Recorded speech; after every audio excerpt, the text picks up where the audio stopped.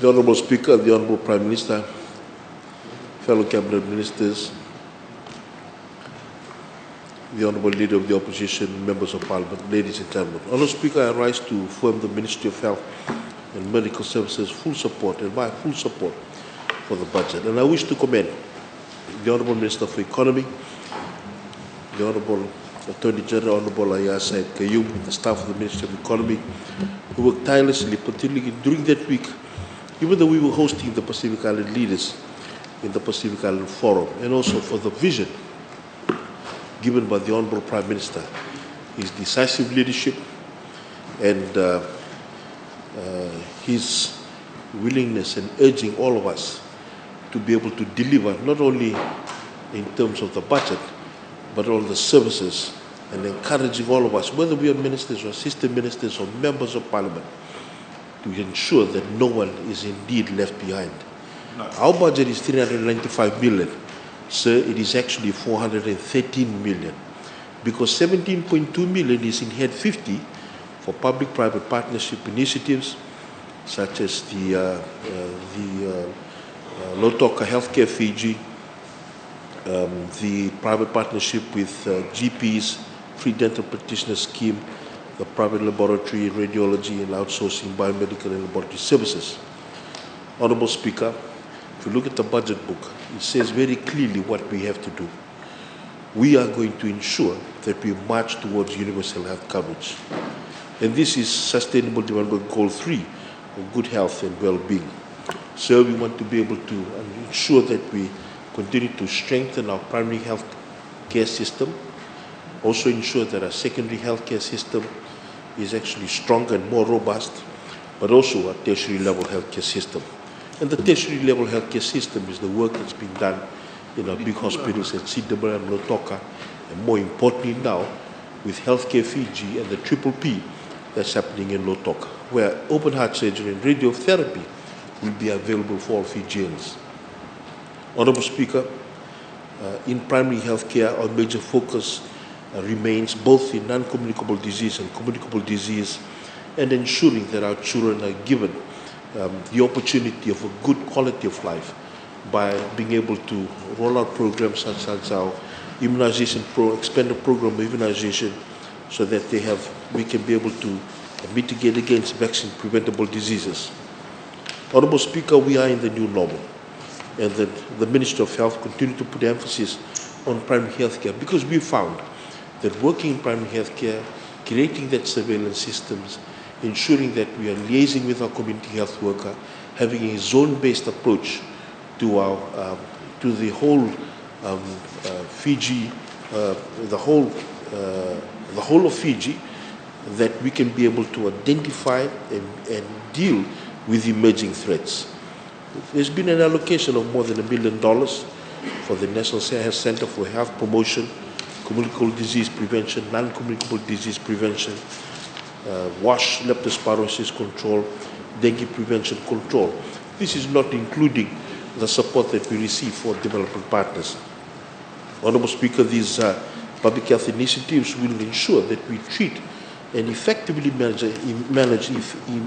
emerging threats such as leptospirosis, typhoid, and monkeypox that we've seen have now become a public health disease of concern, and continue to work with COVID-19. In addition, we'll continue to resource more than 200 facilities and work with the community with our boots-on-ground approach to COVID-19 measles and LTDs. Honourable Speaker, back in 1995, the Ministers of Health in the Pacific, in their biennial meeting, met together and they set out a concept called the Healthy Island Initiative, where they agreed that our children are nurtured in body and mind, environments invite learning and leisure, people work in age with dignity, ecological balances and social pride, and the ocean which sustains us is protected. We have found that in this intervening period with COVID, that these concepts remain true. And Honourable Speaker, a few weeks ago, the Excellency, the President, on the 31st of June, relaunched with genuine interest our healthy settings approach.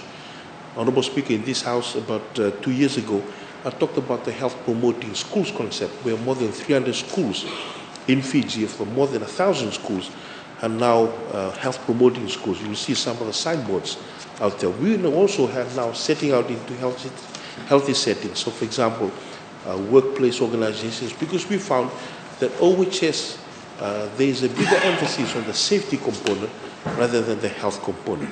And we've seen when this was launched, Honorable Speaker, there was a big uptake by government departments, corporate bodies that want to work with us. The next step is to move to faith-based organizations, to health-promoting communities. And we believe this is a way in which we'll be able to target specifically the NCD surge that we have and also communicable diseases.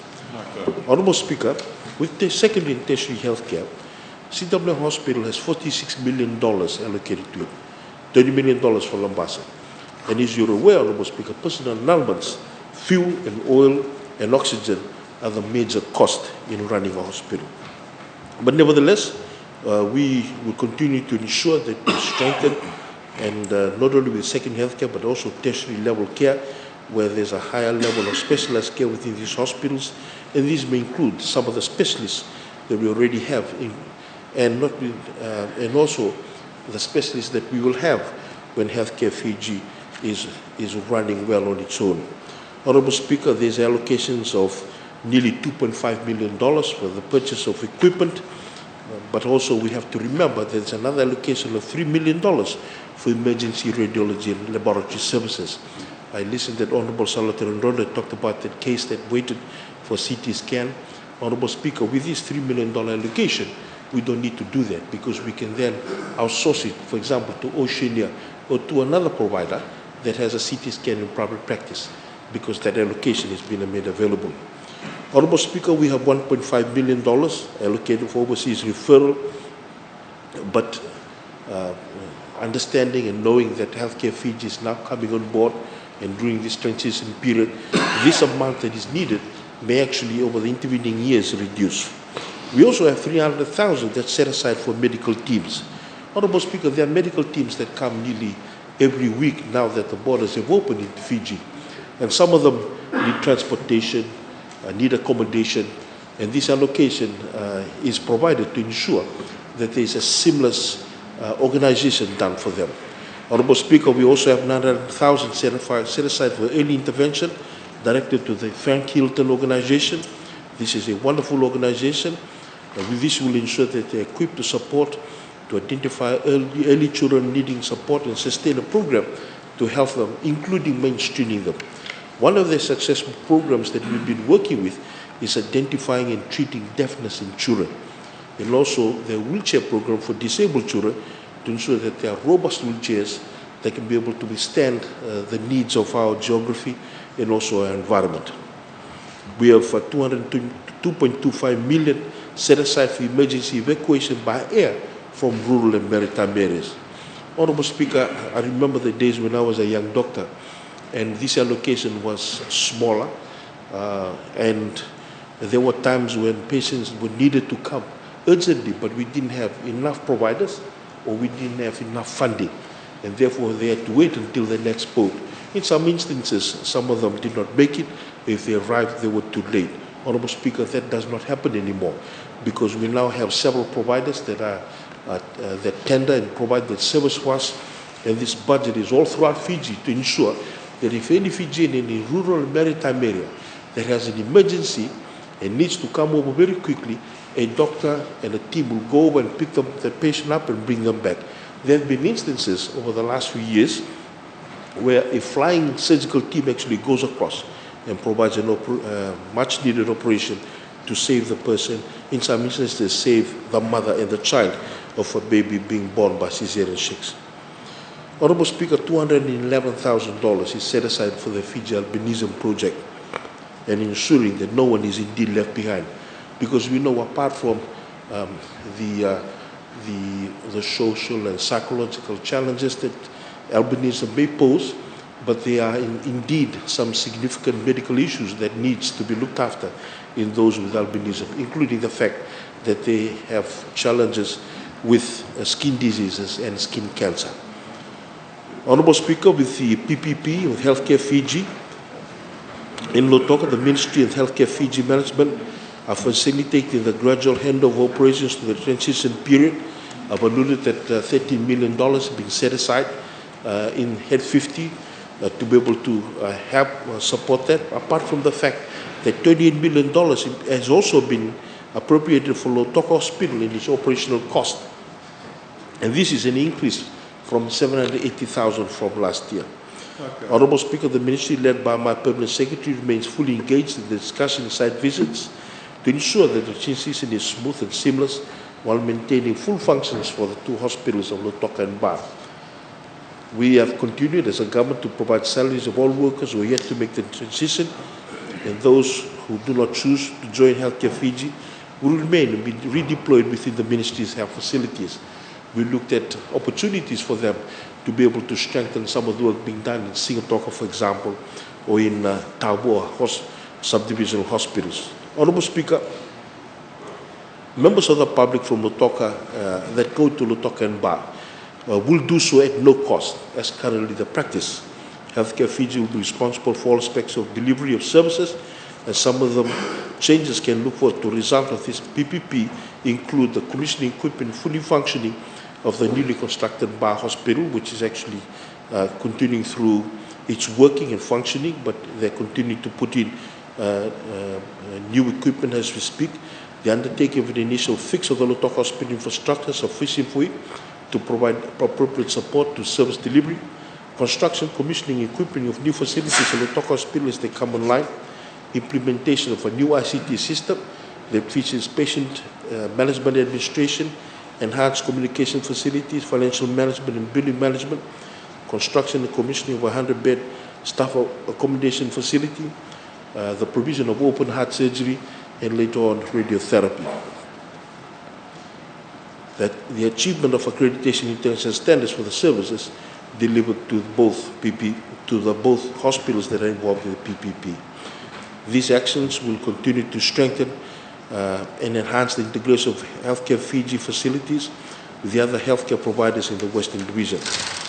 We are confident that with the PPP, what it will bring into the healthcare service Fiji is a brighter and better future for health in Fiji. Honourable Speaker, we have set aside in the budget about $2 million for maintenance works in our hospitals, subdivision hospitals, health centres and nursing station. Again, as I've alluded to, this does not include some of the funding that's available that's coming through donor support. Honourable Speaker, in Head 50, $2 million is set aside for the, as I've alluded to, the maintenance of all health facilities. But there are some payments that we have outstanding, like the upgrading works for Lautoka Theatre and X-ray Department that has to be paid. In this budget, there is $2.2 million for the Lamasa interior renovation, and the beginning of work at some hospital, which is $2 million, which is for the initial stage of land stabilization and for the refurbishment. We are committed to the upgrading of these new facilities. And as I've discussed in Parliament also earlier, Honourable Speaker, some of our nursing stations have been changed and they've been upgraded to health centres with a nurse practitioner. And in the case of Tawana Waithoma, even a doctor is now available there. Honourable Speaker, in response, Honourable Senator Loli marked that IT connectivity for health facilities. I need to point out that government has allocated in this budget $1.3 million for ICT infrastructure and network for the purchase of hardware network infrastructure. In addition, we have support coming through World Bank to be able to support us with the new connections. Honourable Speaker. Honourable Speaker, recently we've installed and now is functioning the recompression chamber at CWM Hospital to the tune of $680,000. We have funding available during this budget, and we are thankful to the Minister of Economy and the Minister for giving us funding so that we can continue to train practitioners to be able to provide treatment for those who have decompression illness. Honourable Speaker, the free general practitioner scheme has been talked about in detail by quite a few of my colleagues, but sufficient to say that $1 million has been set aside and there's now 38 GPs. And I've talked to a few of them, and they're they're very excited to be part of this program. As you know, a lot of our general practitioners began their service within the civil service, and at some stage in their career, they were looking at ways to be able to contribute back to the civil service, and they find that this works well for them because they're able to do that, and by contributing to nation building, by seeing Fijians, ordinary Fijians that come through their door, but at a cost so that they be able to, their businesses can remain viable. Honourable Speaker, as alluded to by the Honourable Minister of Economy, there's an incentive now for GPs to establish new clinics in rural areas like Nawithomba, Malolo, Brasa Sanbeto, Senganga, Nasarwanga, Korlewu, and Sivikaba, to name a few. Honourable Speaker, we also have 500,000 set aside in the new budget for the dental practitioner scheme. This is the private dental practitioners. And again, there's a lot of excitement within the oral health community of the ability to be able to also contribute in this area. Honourable Speaker, there's been some discussion this week about the Nasidi Koro, the community health worker. And we have $3 million set aside for the 1,582 community health workers on Nasidi Koro. What we do is every working day, there's an amount of money that's paid for them. So all of them do not necessarily receive their wages on a particular Thursday that civil servants will get, because there are certain times during the week in which the payments are made. And it is dependent on ensuring that the paperwork comes through and is seen and processed. And we've also worked hand in hand with the Ministry of Economy to ensure that this process becomes simpler, so that they'll be able to receive their due when it's due. What we do know is that this program, since we've started incentivizing the community health worker, the decision by the Honourable Prime Minister has ensured that we have a stronger foot on the ground in our communities. Not only that, but since we started having community health workers being incentivized by allowances, we have had more community health workers. Because even in places in the Laminosori corridors, some of these informal settlements, we now have community health workers that are on this scheme and that actually receive allowances. And so we liaise with them. They are our hand and foot on the ground. They do their surveillance, they identify those who are unwell, they tell their zone medical officers and zone nurses, and we see that this system is working very well. And this had started before COVID-19. And one of the strengths of our response to COVID-19 and also the response to the vaccination campaign was the work of the community health workers. And I'd like to thank them at this juncture. Honourable Speaker, we've talked about how social determinants of health are so important. As a Ministry of Health, and with my senior officials in the Ministry of Health, we are so pleased to see the work that's being done in other areas. The infrastructure works, the roads that are being built, the bridges, because these all contribute towards the social determinants of health. Because when there's access by roads, then people can come to our health centers. We can be able to go and visit them. We're also thankful and we are grateful that the budget also sets aside a significant portion for social protection. Because this social protection will ensure that any young children, there's 3 young children in the family, they have a mechanism for their parents to be able to ensure that they have a good diet, because there's obviously that $30 a month available to be able to use that for their good diet or take them to the hospital, for example, when they are unwell. These all contribute to a healthy society. It's just not health on its own. So in a way, these are all indirectly affecting health, these social determinants of health. The access to roads, the proper water supply, the water sanitation and hygiene, and a few others. Honourable Speaker, before I finish, I just also want to say that throughout the COVID-19 pandemic, the government, led by the Honourable Prime Minister, showed that we cared for our civil servants by ensuring that their salaries were never touched. There was suggestions to cut their salary by opposition by 20% up to 35%. We never did it. Not only that, but we restored the allowances, maritime and rural allowances, and the overtime, beginning with nurses with the supplementary budget in the beginning of this year, and now for the other technical officers within the Ministry of Health up to Band F. And this is a true sign of the government's putting the civil service first and understanding the important roles they play in health in Fiji. Honourable Speaker, I want to finish on just on two things before I sit down. I know the first bell has rung. Throughout this week, Honourable Speaker, this is now my fourth or fifth budget. One thing that's become very clear to me is whenever we have a budget debates, the opposition hasn't ever come up with an alternative budget. Never. They've never even told us in an alternative budget to hear, hold on, I've never heard a leader of the opposition or one of the leaders of their party stand up and say, we are going to have a budget of $3.2 billion. We will get $2 billion from this, and this. We will loan 1 point something billion. They never have. They've never even told us how much they will set aside for health itself. They've never told us. And throughout this week, all we've been hearing, Honourable Speaker, is the same complaint. It is not easy to be able to balance a budget. It's not easy to be able to ensure that a budget is provided that sees to all Fijians. We've heard about from the opposition, we want budget for the Itoke. We want budget for only for the sugarcane growers. We want budget. This government creates a budget for all Fijians. All Fijians. All Fijians are affected positively by the budget. And this is, again, another sign that we truly put Fiji first. And I request the opposition, because it may be the last time for a majority of them to be here in Parliament, that before they leave this parliamentary sitting, to reflect on the fact that they've never given us an alternative budget, because a truly functioning opposition will do so. I thank you, Honourable Speaker.